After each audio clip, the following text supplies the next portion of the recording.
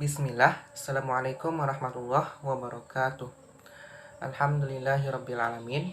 Puji syukur kita ucapkan kehadirat Allah subhanahu wa ta'ala, karena pada kesempatan kali ini kita masih dapat berjumpa pada penampilan presentasi tugas pertemuan ke-10 mata kuliah pengembangan organisasi mengenai jenis-jenis intervensi sosio-teknikal. Selawat beriringkan salam tak lupa kita ucapkan buat baginda Nabi besar Muhammad Sallallahu Alaihi Wasallam dengan hantaran kata Allahumma sholli ala Muhammad wa ala ali Muhammad. Baik, untuk mempersingkat waktu, langsung saja kita masuk pada materi pertemuan ke-10 kali ini, yaitu mengenai jenis-jenis intervensi sosio-teknikal yang terdiri atas 3 materi. Yang pertama, pengembangan tim kerja, lalu yang kedua, sistem sosio-teknikal, dan yang ketiga yaitu peningkatan mutu kekaryaan. Kita masuk pada pembahasan materi yang pertama, yaitu pengembangan tim kerja. Sekelompok kerja yang memiliki keahlian atau skill dan memiliki komitmen untuk mencapai tujuan dan target yang sama disebut merupakan tim. Nah, jadi tim itu merupakan sekelompok kerja ya, sekelompok orang yang di dalamnya memiliki keahlian atau skill dan komitmen untuk mencapai tujuan. Tim yang bekerja bersama-sama disebut dengan teamwork. Nah, teamwork ini mewakili suatu kesatuan nilai yang menganjurkan anggotanya untuk saling mendengarkan, memberikan respon yang membangun, mendukung, dan mengapresiasi keinginan dan kesuksesan anggota tim. Kelompok kerja perlu dikembangkan untuk dapat memberikan antara karyawan dapat berkomunikasi dan memiliki hubungan yang baik di dalam departemennya, antar departemen dan antar organisasinya. Komunikasi yang baik di dalam perusahaan akan meningkatkan hubungan kerja yang intens dan tidak adanya batasan-batasan antara individu dengan individu maupun antar departemen dengan departemen dalam organisasi, sehingga tercipta hubungan kerja yang efektif dan akan menjadi tim kerja yang kuat dan menciptakan budaya kerja sehingga memberikan kinerja pada perusahaan untuk menciptakan daya saing perusahaan. Jadi intinya itu pengembangan tim kerja itu diperlukan agar penguatan komunikasi, sehingga jika komunikasinya lancar maka akan dihasilkan kinerja yang berdampak baik juga pada perusahaan tersebut.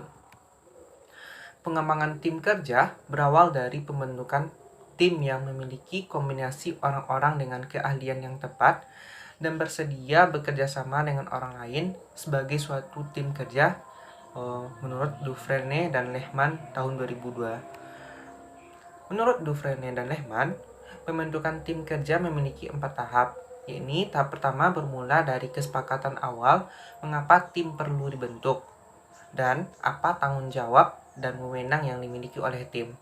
Yang kedua, tahap kedua menciptakan kondisi agar tim tersebut dapat sukses, di antaranya ketersediaan sumber daya yang dibutuhkan meliputi peralatan, perlengkapan, modal, dan sumber daya manusia yang berkualitas di bidangnya masing-masing.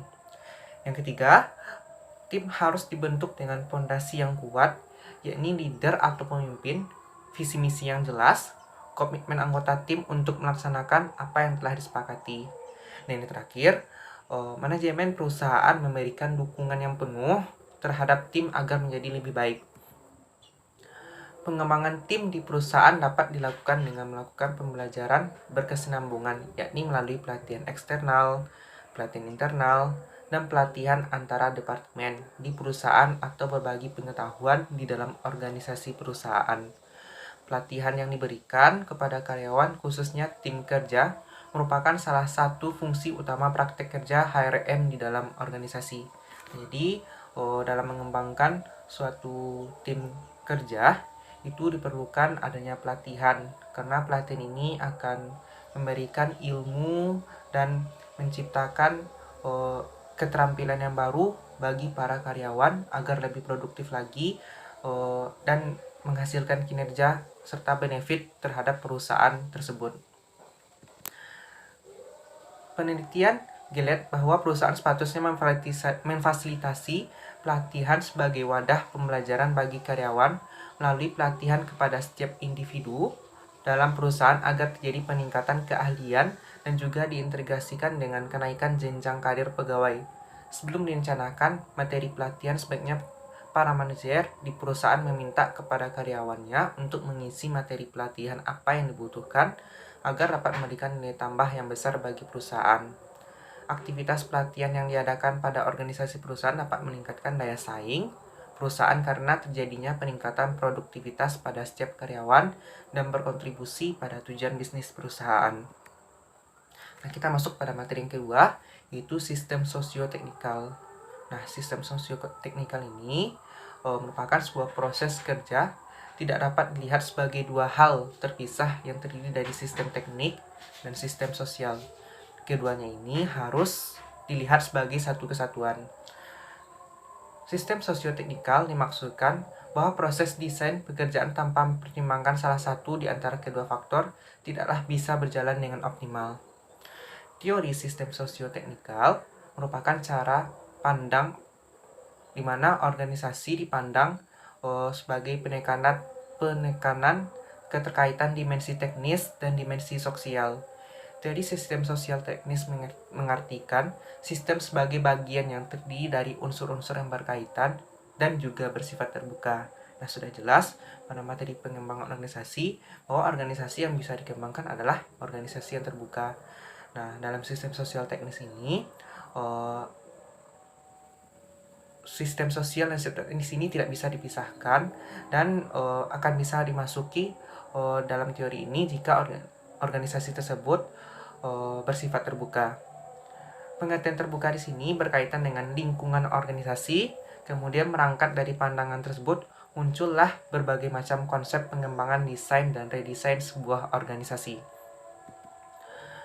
Teori sosioteknikal mendasari pendekatan perancangan yang memiliki tujuan yang berkaitan dengan kepuasan karyawan, efisiensi, dan kesuksesan tim, sistem, dan manajemen perubahan yang efektif.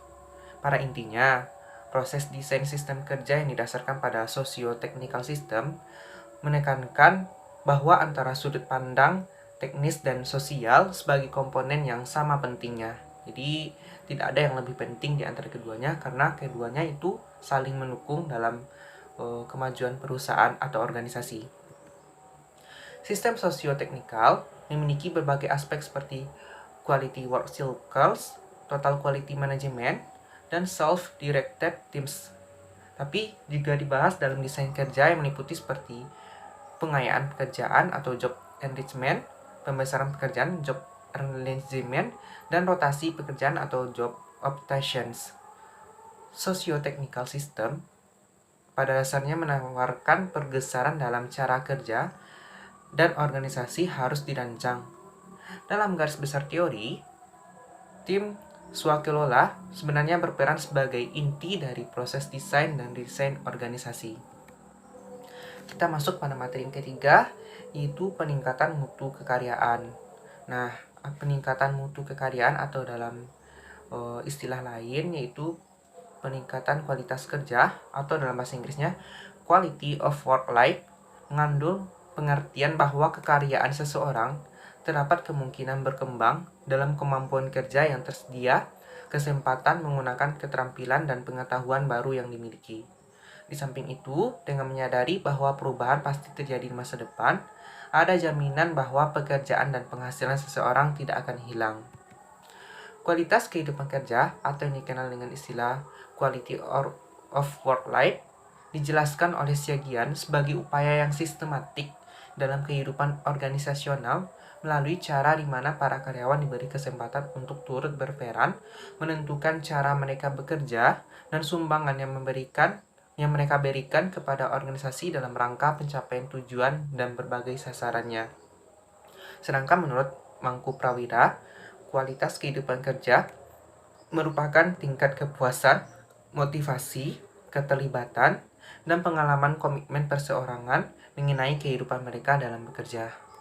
Nah, jadi intinya itu peningkatan mutu kekaryaan ini di mana seorang pegawai diberi kesempatan untuk berkembang dan dari pengembangan tersebut akan memberikan kontribusi terhadap perusahaan tersebut. Kualitas kehidupan kerja dapat didefinisikan sebagai persepsi karyawan terhadap lingkungan organisasi tempat mereka bekerja, di mana organisasi berupaya untuk memberikan kesesuaian antara karyawan, teknologi, pekerjaan, dan lingkungan dengan cara mengembangkan lingkungan kerja yang nyaman serta kondusif, sehingga tercipta keseimbangan antara kehidupan dan pekerjaan mereka. Nah, demikianlah presentasi saya pada materi pertemuan ke-10 ini. Terima kasih atas perhatian Bapak dan teman-teman. Saya mohon maaf. Wabillahi taufik wal hidayah. Assalamualaikum warahmatullahi wabarakatuh.